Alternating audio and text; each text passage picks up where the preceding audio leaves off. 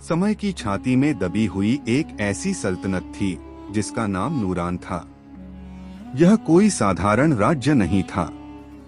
यह वह धरती थी जहां गलियों में कदमों की आहट के साथ ज़मीर की गूंज भी सुनाई देती थी, जहां बाजारों में तौल कभी कम नहीं होती थी, जहां रात को दरवाजे बंद होते थे मगर दिल नहीं।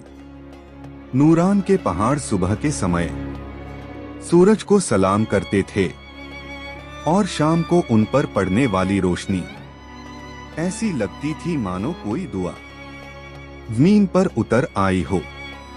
इस सल्तनत की पहचान न उसके महल थे, न उसके खजाने, न उसकी फौज, बल्कि उसका बादशाह था, बादशाह सलमान बिन फरीद। यह वह नाम था जिसे लोग इज्जत से लेते थे और दुश्मन सोच समझकर वह तख्त पर बैठने से पहले वुजू करता था, फैसला लिखने से पहले 2 नफल पढ़ता था और जब रैयत उसके सामने आती तो वह बादशाह नहीं, एक जवाबदेह इंसान बन जाता। कहते हैं जब उसके पिता का इंतकाल हुआ और ताज उसके सिर पर रखा गया तो उसका पहला हुक्म यही था, मेरा दरवाजा कभी मजलूम पर बंद न हो और मेरा ज़मीर कभी हक पर खामोश न हो। हर जुमे की फजर के बाद बादशाह सलमान महल से निकल जाता, न कोई ऐलान, न कोई पहरा, सादा लिबास, चेहरे पर आजिज़ी और दिल में अल्लाह का खौफ। वह शहर की गरीब बस्तियों में जाता, यतीम बच्चों के सिर पर हाथ रखता, बूढ़ी औरतों से हाल पूछता और अक्सर किसी कोने में बैठकर लोगों की बातें सुनता। लोग यह नहीं जानते थे कि जिसके सामने वे अपने दर्द बयान कर रहे हैं वही उनका बादशाह है। मगर वक्त हमेशा एक सा नहीं रहता। चांद जितना रोशन हो साया उतना ही गहरा होता है। कुछ दिनों से नूरान में अजीब सी बेचैनी थी। हवा में वह ताजगी नहीं रही थी, परिंदे कम बोलने लगे थे और रातों में शहर की खामोशी डर बनकर फैलने लगी थी। सबसे पहले शिकायत आई कि शहर के पुराने कुओं का पानी कड़वा हो गया है। फिर खबर मिली कि कुछ बच्चों को रात में डरावने ख्वाब आने लगे हैं। वे चीखते हुए जाग जाते हैं और एक ही लफ्ज दोहराते हैं, अंधेरा अंधेरा। किसान दरबार में आए। उन्होंने कहा, फसलें बिना वजह जल रही हैं, जमीन बंजर होती जा रही है। बादशाह सलमान ने सब सुना मगर जल्दबाजी में कोई हुक्म नहीं दिया। उसने कहा, जब मसला जमीन पर न हो तो तलवार जमीन पर नहीं चलती। पहले दिलों में झांको।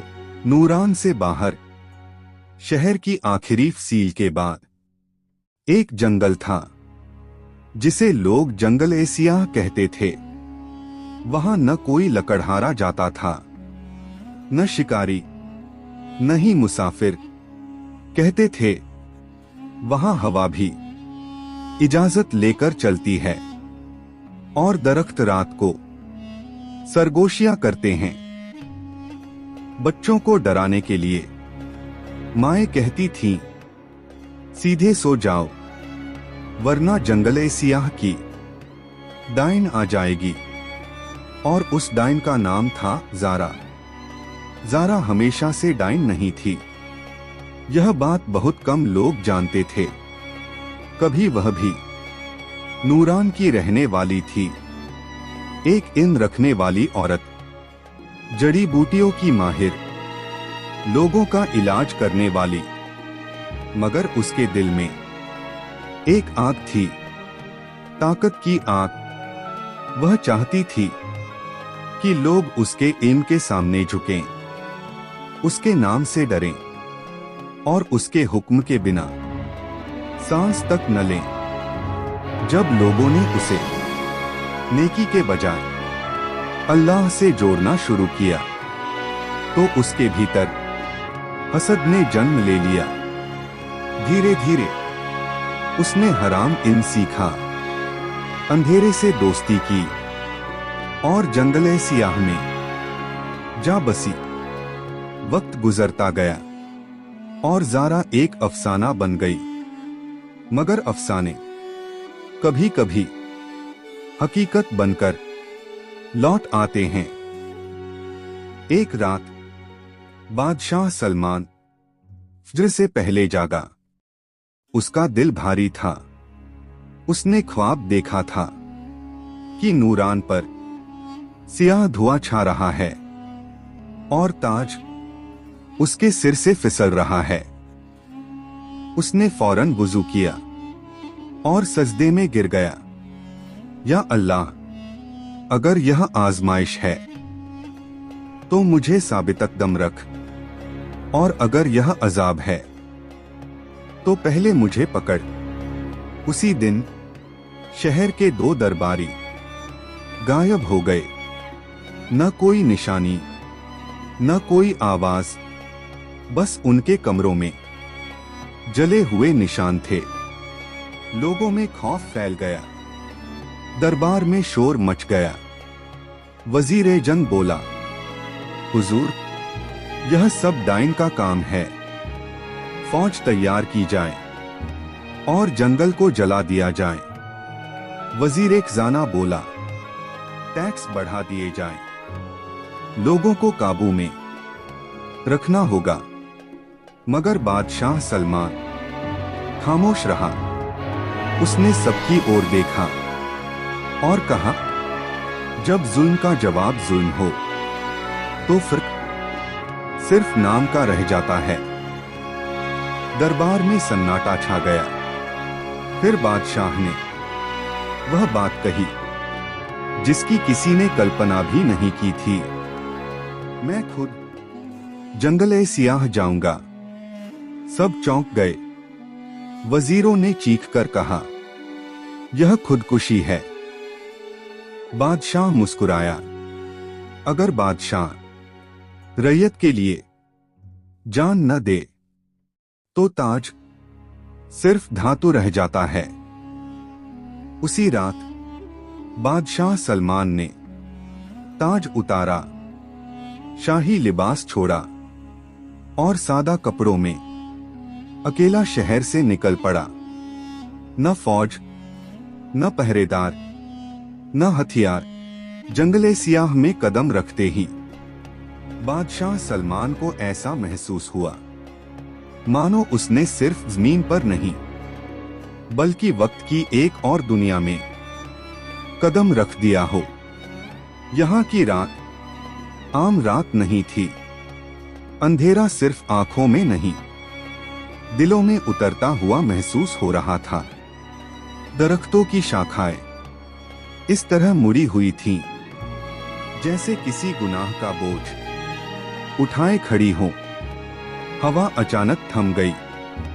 खामोशी इतनी गहरी थी कि बादशाह को अपनी सांसों की आवाज सुनाई देने लगी। फिर एक हंसी नहीं बल्कि ऐसा खखा जिसमें सदियों की नफरत भरी हुई थी। क्या तुम्हें डर नहीं लगता बादशाह? आवाज हर दिशा से आ रही थी, ऊपर से भी, नीचे से भी, पीछे से भी। बादशाह सलमान रुक गया, मगर पीछे नहीं हटा।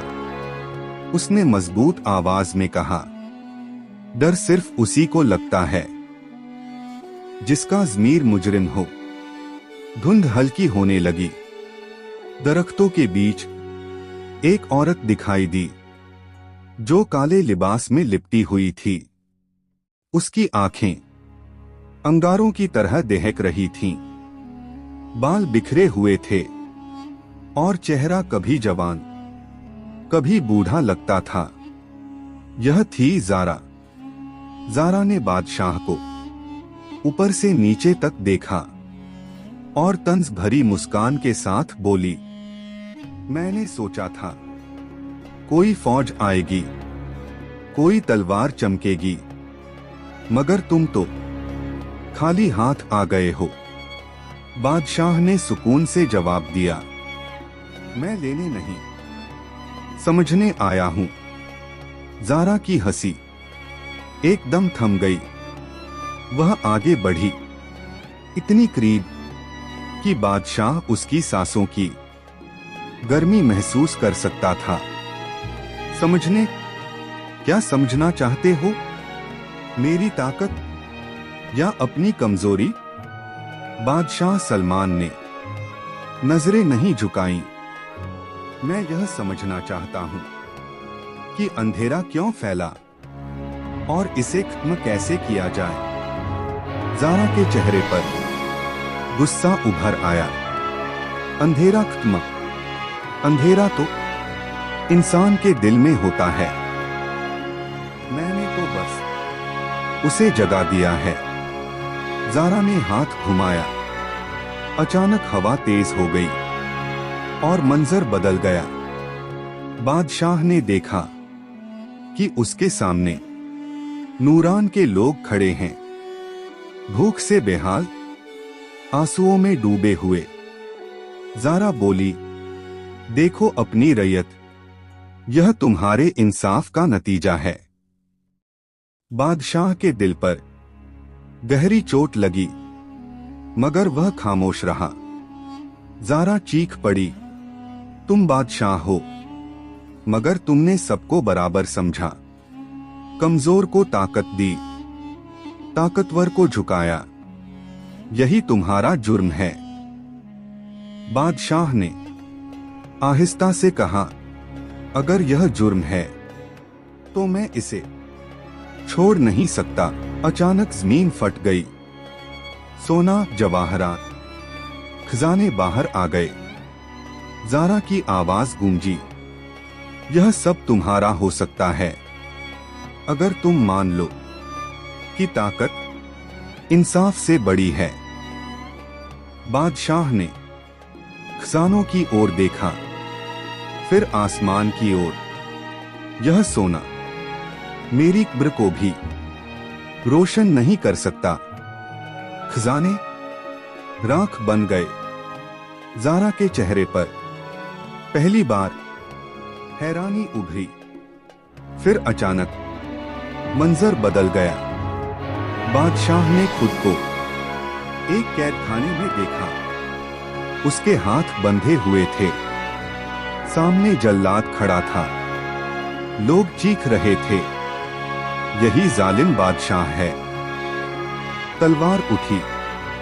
ज़ारा की आवाज आई, बस एक लफ्ज बोल दो, मैं सब बदल दूंगी। बादशाह ने आंखें बंद कर ली। जिंदगी अगर सच के बिना हो तो वह भी मौत ही होती है। तलवार रुक गई। मंजर टूट गया। अब ज़ारा गुस्से में थी। उसने कहा, मेरे साथ हाथ मिला लो, मैं तुम्हें ऐसी ताकत दूंगी कि दुनिया तुम्हारे कदमों में होगी। बादशाह ने जवाब दिया, ताकत अगर रब की इजाजत के बिना हो तो वह आजमाइश नहीं, अजाब होती है। ज़ारा चीख उठी। पूरा जंगल कांपने लगा। आसमान पर काले बादल छा गए। अगर तुम नहीं टूटे तो तुम्हारी सल्तनत टूटेगी।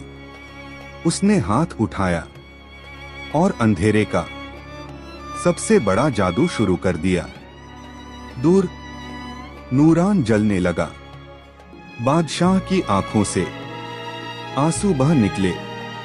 वह जमीन पर गिर पड़ा और सजदे में चला गया। या अल्लाह, मैं नाकाम हो जाऊं, मगर मेरी कौम बच जानी चाहिए। अंधेरा कुछ लम्हों के लिए थम गया। ज़ारा ने पहली बार डर महसूस किया। ज़ारा ने धीरे से पूछा, तुम मुझसे डरते क्यों नहीं? बादशाह ने जवाब दिया, क्योंकि मैं उस रब से डरता हूं जो तुमसे कहीं ज्यादा ताकतवर है। जंगल में गहरी खामोशी छा गई। यह जंग अभी खत्म नहीं हुई थी। काले जंगल में ऐसी खामोशी छा गई थी जैसे पूरी कायनात ने सांस रोक ली हो। वही जंगल जो कुछ लम्हे पहले चीख रहा था, कांप रहा था, अब अचानक साकित हो गया था। हवा थम चुकी थी, दरख्त झुके हुए थे और अंधेरा पहली बार कमजोर लग रहा था।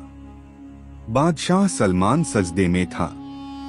उसकी पेशानी जमीन से लगी हुई थी और आंखों से आंसू बह रहे थे। ये आंसू डर के नहीं थे, ये आंसू हार के भी नहीं थे, ये आंसू जिम्मेदारी के थे। ऐ अल्लाह, अगर मेरी जान में इस कौम की निजात है तो मुझे कबूल फरमा, मगर मेरी राया को बचा ले। ज़ारा यह मंजर देख रही थी। उसके हाथ कांप रहे थे। सदियों बाद किसी इंसान ने उसके सामने खुद को तोड़ा था, मगर सच के लिए वह चीखी, खामोश हो जाओ, ये दुआएं मुझे कमजोर कर देती हैं। उसने दोनों हाथ आसमान की तरफ उठाए। बादल गरजने लगे, बिजली चमकी, जमीन फटने लगी। अंधेरे का वह जादू जो ज़ारा ने बरसों में सीखा था, आखिरी बार जाग उठा। दूर नूरान की सल्तनत में आसमान सुर्ख हो गया। लोग घरों से बाहर निकल आए। बच्चे रो रहे थे, औरतें दुआएं मांग रही थीं, बूढ़े सजदों में गिर गए थे। शहर की मस्जिदों से एक ही सदा बुलंद हो रही थी, ऐ अल्लाह रहम फरमा। महल की दीवारें कांप रही थीं। दरबारी एक दूसरे को देख रहे थे। वजीर जंग कांपती आवाज में बोला, हमने बादशाह को तन्हा भेजकर बहुत बड़ी गलती कर दी। वजीर दल ने आंसुओं के साथ कहा, नहीं, हमने पहली बार एक सच्चा बादशाह देखा है। उसी लम्हे महल के सहन में एक तेज रोशनी फैल गई। लोग चौंक गए। यह रोशनी काले जंगल की तरफ से आ रही थी। ज़ारा अब चीख रही थी। उसका जादू काबू से बाहर हो चुका था। यह नामुमकिन है। कोई इंसान मेरे अंधेरे को नहीं तोड़ सकता। बादशाह सलमान सजदे से उठा। उसके चेहरे पर अजीब सा सुकून था। वह बोला, अंधेरा रोशनी से नहीं डरता, अंधेरा सच से टूटता है। ज़ारा पीछे हट गई। उसके सामने उसका अतीत जिंदा हो गया। वही ज़ारा जो कभी लोगों का इलाज करती थी, जो रातों को बीमारों के लिए जागती थी, जो अल्लाह से दुआएं मांगा करती थी। ज़ारा चीखी, खामोश हो जाओ, मैं वह कमजोर औरत नहीं रही। बादशाह ने नर्म लहजे में कहा, कमजोरी गुनाह नहीं, जिद गुनाह है। अचानक ज़ारा के हाथों से काली रोशनी बुझने लगी। उसके बाल बिखर गए, आंखों की आग बुझ गई, चेहरे पर थकान और नदामत उभर आई। वह जमीन पर गिर पड़ी। मैंने सच से नफरत की, इसलिए जलती रही। मैंने अल्लाह को छोड़ा, इसलिए अंधेरे में कैद हो गई। वह रोने लगी। सदियों बाद दायन रो रही थी। क्या मेरे लिए अब भी कोई रास्ता है? बादशाह सलमान आगे बढ़ा। उसने तलवार नहीं निकाली, उसने हाथ बढ़ाया। जब तक सांस है, तौबा का दरवाजा बंद नहीं होता। ज़ारा ने कांपते हाथों से बादशाह का हाथ थाम लिया। उसी लम्हे आसमान फट गया, मगर बिजली नहीं गिरी। रोशनी उतरी, अंधेरा चीख कर बिखर गया। काले जंगल के दरख्त हरे होने लगे, जमीन से घास उगाई, हवा में ताजगी भर गई। दूर नूरान में बादल छंट गए। लोगों ने देखा कि सुर्ख आसमान नीला हो गया है, कुओं का पानी मीठा हो गया, फसलें फिर लहराने लगी। मस्जिदों से नारा बुलंद हुआ, अल्लाहु अकबर। कुछ दिन बाद बादशाह सलमान शहर वापस लौटा, मगर यह वह बादशाह नहीं था जो जंगल गया था। वह कमजोर लग रहा था, चेहरे पर जख्म थे, मगर आंखों में ऐसा नूर था जो पहले कभी न देखा गया था। लोग सड़कों पर निकल आए। किसी ने कहा, यह हमारा बादशाह है। किसी ने कहा, यह अल्लाह का वली है। बादशाह ने हाथ उठाकर सबको खामोश किया। मुझे न वली कहो, न हीरो, मैं सिर्फ तुम्हारा अमानतदार हूं। ज़ारा शहर नहीं आई। वह जंगल के किनारे एक छोटे से कमरे में रहने लगी। वह इबादत करती, लोगों की मदद करती और कहती, मैं अंधेरे की निशानी हूं, ताकि लोग रोशनी की कदर करें। एक दिन दरबार में वजीर ने कहा, हुजूर, उस दिन के बाद आपके लिए नया ताज बनवाया जाए। बादशाह सलमान मुस्कुराया। उसने पुराना ताज उठाया और कहा, ताज सोने का नहीं, सच का होना चाहिए। लोगों की आंखों में आंसू आ गए। रावी कहता है, वह सल्तनत जहां बादशाह खुद को जवाबदेह समझे, वहां डायने भी हार जाती हैं और अंधेरे भी। और यूं ईमानदार बादशाह ने डायन को नहीं, अंधेरे को शिकस्त दी।